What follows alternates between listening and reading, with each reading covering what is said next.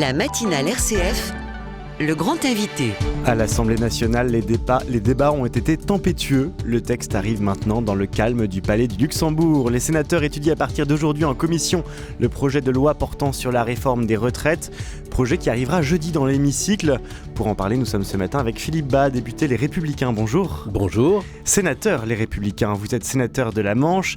Quelle image justement les sénateurs veulent-ils donner après ce qui s'est passé à l'Assemblée ? Je faisais la confusion entre députés et sénateurs. Pourtant, on va le voir, les députés et sénateurs, ça n'est pas la même chose. En effet, ce sont deux assemblées distinctes, sinon il n'y aurait pas besoin d'avoir deux assemblées. Nous sommes élus par les maires, leurs adjoints, les conseillers municipaux des grandes villes. Ils ont l'expérience des difficultés et des limites de la gestion. Ils sont confrontés aux réalités et nous leur ressemblons. Si bien que l'idéologie au Sénat a moins de prise peut-être qu'à l'Assemblée nationale, mais cette sagesse que vous voulez bien nous reconnaître, ce calme, ça n'est pas de la complaisance. Nous sommes simplement une Assemblée qui ne pratique pas l'obstruction. Le jour où le Sénat ferait de l'obstruction, il serait mort. Pourtant, il y a 1000 amendements qui ont été déposés. Nous sommes là pour effectivement ouvrir les débats et aller au fond des débats, et nous avons notre propre politique et nous affirmerons notre propre politique à l'égard de cette réforme des retraites qui a trop longtemps attendu. Et si elle avait été faite un peu plus tôt, croyez-moi, elle serait certainement plus facile à accepter par les Français. Là, la progressivité est beaucoup plus faible qu'elle l'aurait été normalement si elle avait été faite il y a 10 ans, cette réforme. Et la progressivité, c'est ce qui permet d'adoucir les réformes des retraites. Vous voyez, en 1993, on s'en souvient même pas, c'était le gouvernement Balladur avec Simone Veil, dont j'étais à l'époque le collaborateur. Il y a eu une très grande réforme des retraites pour le secteur privé, mais on a augmenté la durée de cotisation d'un trimestre chaque année. En 2003, quand il a fallu faire la réforme pour la fonction publique, on a augmenté la durée de cotisation d'un semestre chaque année. Et vous voyez toute la différence. C'est très dur pour les gens qui approchent l'âge de la retraite de voir d'un seul coup s'éloigner la retraite très fortement. Eh bien, si on avait fait la réforme des retraites sous Hollande ou sous Macron 1, si j'ose dire, eh bien, on n'en serait pas là aujourd'hui. Donc, ne tardons plus maintenant. Il faut absolument faire cette réforme dans l'intérêt même des Français, en écoutant tous ceux qui, d'ailleurs, aujourd'hui, sont dans l'inquiétude et en essayant d'atténuer cette inquiétude. Pourtant, sur la progressivité, il y a une progressivité dans le texte qui est proposé par le gouvernement. Elle est faible. Elle ne peut pas être... on ne peut pas avoir une progressivité plus étalée dans le temps, parce que pendant 10 ans, on n'a absolument rien fait et il faut donc rattraper malheureusement un peu de ce temps perdu par manque de courage politique.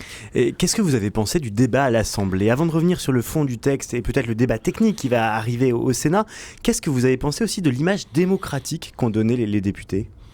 Écoutez, je n'ai pas l'habitude de critiquer l'Assemblée nationale pour une bonne et simple raison, c'est que je me mets à la place des députés qui sont confrontés à la présence d'un certain nombre de parlementaires extrémistes qui... Vous pensez à la France insoumise ? Qui tiennent une place dans le débat de l'Assemblée nationale, disproportionnée à leur propre représentativité, et qui font passer leurs convictions sur le fond de la réforme des retraites avant le respect de la démocratie, la dignité du débat démocratique. C'est quand même pas un objectif bien glorieux que d'empêcher le débat dans une grande démocratie. Et ça, je crois que c'est même impardonnable. La première responsabilité que nous avons, nous, représentants de la nation, c'est d'être à la hauteur des attentes de nos concitoyens qui ne supportent pas la dégradation du débat public et qui veulent que toutes les données du débat soient posées sur la table et qu'on se respecte.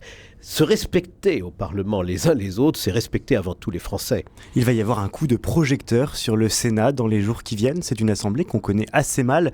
Lionel Jospin, en son temps, avait qualifié cette chambre, je cite, d'anomalie. Est-ce que c'est l'occasion aussi de remontrer tout l'intérêt du Sénat et le rôle particulier que cette chambre porte dans nos institutions ? Je crois que c'est très important, effectivement, de réfléchir de temps en temps au bon fonctionnement de notre démocratie. Et le Sénat y occupe une place très importante. Au fond, le Sénat est un pouvoir parce qu'il vote la loi. Vous savez que dans près des 3/4 des lois, les amendements du Sénat sont retenus et nous votons la loi. Ce n'est pas celle qu'on aurait faite. Mais nous considérons qu'elle est acceptable telle que nous l'avons amendé.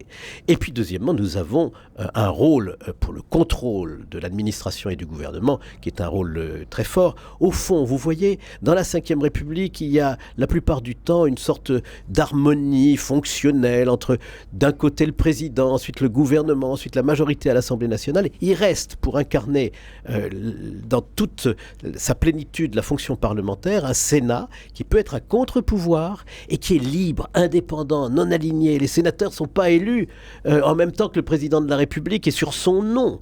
Les sénateurs sont élus parce qu'ils sont enracinés dans les territoires de France, ils les représentent d'ailleurs, et par conséquent, ils ne sont inféodés à aucune puissance, à aucune force, et en particulier jamais inféodés au gouvernement. Sur le fond du débat de cette réforme des retraites qui arrive donc au Sénat, Philippe Bas, comment est-ce que le débat qui arrive réinterroge peut-être plus profondément aussi notre rapport au travail ? On a compris dans les différents débats qu'il pouvait y avoir à l'Assemblée que les Français n'étaient pas prêts à travailler plus au détriment d'autres activités, notamment des loisirs ou de l'engagement associatif. Est-ce que dans le fond du débat, il n'y a pas aussi cette question, dans le refus des Français de travailler plus, d'une modification de notre rapport au travail ? Mais moi, je ne crois pas que les Français refusent de travailler plus ou n'aiment pas leur travail. L'origine du mot travail, en latin, c'est trépalium, le chevalet de torture.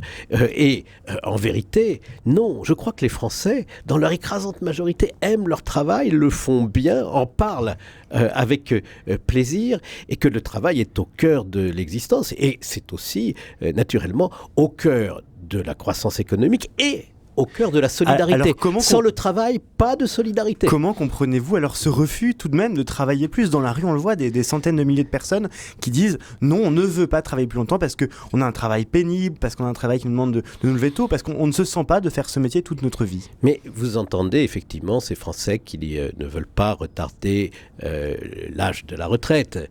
Mais dans toute l'Europe, l'âge de la retraite est au moins de 64 ans, parfois de 65 jusqu'à 67 ans. Et en réalité, beaucoup de Français ont compris cela. Mais nous avons à leur proposer effectivement des fins de carrière dignes de ce nom, où on puisse faire valoir toute l'expérience acquise, la transmettre et rester dans l'emploi le plus longtemps possible. Ce que détestent beaucoup de nos concitoyens, c'est de se trouver dans une situation de chômage plusieurs années avant de pouvoir prendre leur retraite. Et donc la question, au fond, n'est pas tant celle de prolonger la vie de travail avant la retraite que d'éviter le chômage avant la retraite. Il faut la formuler de cette manière-là. La plupart, une grande majorité de Français sont déjà en dehors du travail à l'âge de la retraite. Et ça choque beaucoup. Ils se disent qu'il y a une contradiction là-dedans. Et donc je crois qu'il y a un travail à faire avec les entreprises dans la gestion des ressources humaines de nos entreprises. Notamment sur l'emploi des seniors ? Pour pouvoir permettre, quand on prend de l'âge, non pas d'être marginalisé, mais au contraire d'être valorisé et de conserver son emploi jusqu'au départ à la retraite. Quelle politique familiale aussi cela implique-t-il ? On a compris que certains sénateurs de droite voulaient profiter de ce passage par le Sénat du texte pour ajouter des amendements sur la politique familiale. Quel est votre regard là-dessus ? Moi, je trouve très important dans notre pays de reconnaître la charge de travail des femmes qui est en réalité souvent supérieure à celle des hommes parce qu'elles cumulent davantage qu'eux les responsabilités familiales avec les responsabilités professionnelles, et certaines d'entre elles, surtout quand il s'agit de familles nombreuses, s'arrêtent une partie de leur vie active pour se consacrer à leurs enfants avant de reprendre leur activité professionnelle. Si bien que c'est plus difficile, surtout pour les femmes des générations précédentes, d'atteindre une carrière pleine et des droits pleins à la retraite. Et je crois qu'on serait bien avisé de compenser cet effort que les femmes font. Elles le font spontanément, généralement, mais enfin, elles sont pénalisées pour leur retraite. Et quand on parle de réforme des retraites, il faut prendre en compte cette difficulté particulière. Vous écoutez RCF, nous sommes avec Philippe Bas, sénateur de la Manche. Philippe Bas, dans les années 90, vous étiez un collaborateur de Simone Veil. Il y a quelques semaines, le Sénat a ouvert la porte à l'inscription du droit à l'avortement dans la Constitution. Le texte de l'Assemblée a été repris par votre Chambre à un mot près que vous avez personnellement souhaité voir modifié. C'est le mot « droit à l'IVG ». auquel vous avez préféré le mot « liberté » de recourir à une IVG. Certaines féministes vous ont accusé de malhonnêteté intellectuelle. Est-ce que vous avez joué sur les mots ? Non, pas du tout. En réalité, nous avons fait une contre-proposition, car nous était venu de l'Assemblée nationale un texte qui ne respectait pas l'équilibre de la loi Veil. L'équilibre de la loi Veil, c'est quoi ? C'est liberté de la femme jusqu'à un certain délai. C'est aujourd'hui un délai de 14 semaines, ça a été 12 semaines, c'était 10 semaines en 1975. Liberté de la femme de mettre fin à la grossesse, quand elle est insupportable pour elle. Mais à l'expiration du délai, on fait prévaloir la protection de l'enfant à naître. Et c'est la raison pour laquelle on ne s'est pas contenté de changer un mot au Sénat. On a fait une contre-proposition qui consiste à dire qu'il faut respecter l'équilibre de la loi Veil, c'est-à-dire les limites à cette liberté de mettre fin à la grossesse, qui viennent de la protection de l'enfant à naître. C'est ça que le Sénat a voté. Et maintenant, il appartient au président de la République, au gouvernement, à la majorité de l'Assemblée nationale de prendre ses responsabilités. En tous les cas, le principal problème pour l'interruption volontaire de grossesse en France, c'est un problème d'organisation, d'effectivité. Il n'y a pas de menace sur l'IVG en France, mais il y a une inquiétude importée des États-Unis qui s'est répandue. Et il y a déjà une garantie constitutionnelle parce que, en 2001, le Conseil constitutionnel a reconnu cette liberté comme une liberté de valeur constitutionnelle, mais avec ses limites qu'il faut sans cesse rappeler. Il ne s'agit pas d'un droit absolu et sans condition. Et vous qui avez connu Simone Veil, y a-t-il aujourd'hui une instrumentalisation de sa personne ou de sa pensée par certaines féministes ou par d'autres lobbies peut-être ? Est-ce que vous trouvez, vous qui l'avez connue, que ce qu'avait voulu mettre Simone Veil dans la loi a changé avec le temps ? Mais vous savez, il faut se replacer dans le contexte de 1974, quand la loi Veil a été discutée. Le sujet était un sujet poignant. Des femmes mouraient ou devenaient stériles à la suite d'avortements qui avaient été faits dans des conditions clandestines inacceptables. Et pour autant, la France tenait à affirmer la nécessité de respecter la vie dès son commencement. Les mentalités d'aujourd'hui ont évolué, mais je crois qu'il est important de rappeler cet équilibre initial qui a permis un consensus autour de cette loi. N'en sortons pas, restons fidèles à cet état d'esprit et ne cherchons pas à créer un droit absolu et sans limite. Peut-être faudrait rapidement expliquer cette notion de droit absolu. Bien, un droit absolu, c'est un droit sans limite. C'est-à-dire un droit qui pourrait aller jusqu'à la veille de la date prévue pour l'accouchement. Et de ceci, nous ne voulons pas.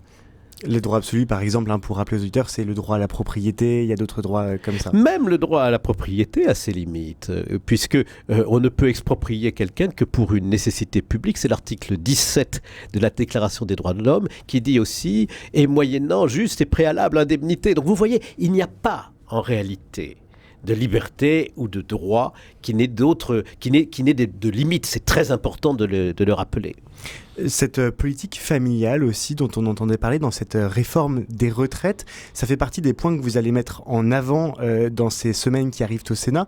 Est-ce que vous trouvez aujourd'hui qu'il y a une politique familiale en France ? On entend souvent à cette antenne des personnes qui nous disent qu'il n'y a plus de politique familiale en France. Est-ce que ça fait partie aussi d'un problème dans la façon de faire actuelle ?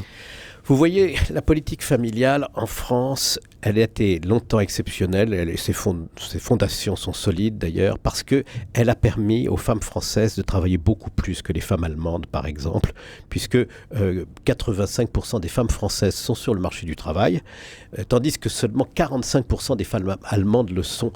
En Allemagne, c'est enfant ou travail. En France, c'est enfant plus travail. Et ça permet effectivement d'avoir des familles plus nombreuses parce qu'on met plus de beurre dans les épinards quand il y a 2 salaires à la maison que quand il y a un seul salaire. Et c'est un facteur d'épanouissement dans la société. Donc il faut permettre la conciliation entre vie familiale et vie professionnelle. C'est ça l'essentiel et c'est une chose qui est vraiment très importante pour la nation. Merci beaucoup Philippe Bas. Je rappelle que vous êtes sénateur de la Manche. Merci beaucoup d'avoir été ce matin au micro de RCF.